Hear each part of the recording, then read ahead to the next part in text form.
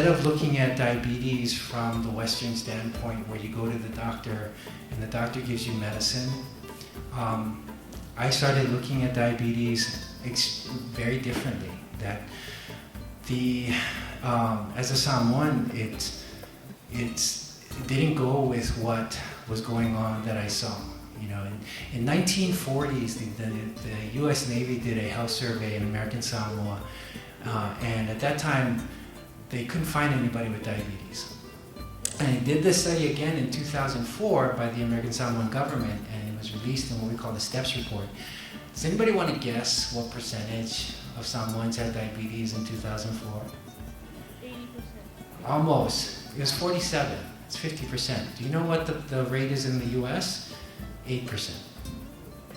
You know, so in 1940 to 2004, we went from 0 to half our people having diabetes. You know, and so then I started to look at people trying to work with Samoans to help get us healthier. And what I saw were well-meaning, because these are friends of mine, well-meaning palangis coming into the church and telling Samoans to eat healthier and exercise.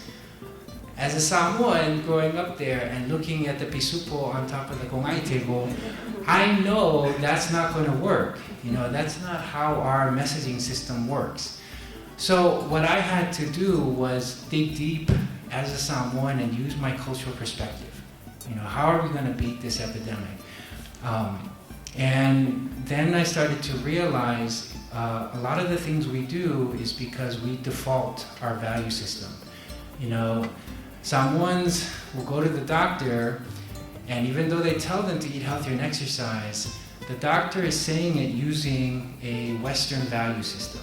You know, and when you're at home and you're trying to figure out, you know, what should I eat, that doctor is not going to change your mind. You know, it's not going to change the Samoan mom who has to feed 8 kids at 6 p.m. and only has half an hour to do it. It's not going to make a lot of difference. So what I do a lot now is working with communities to realize that health is a cultural value.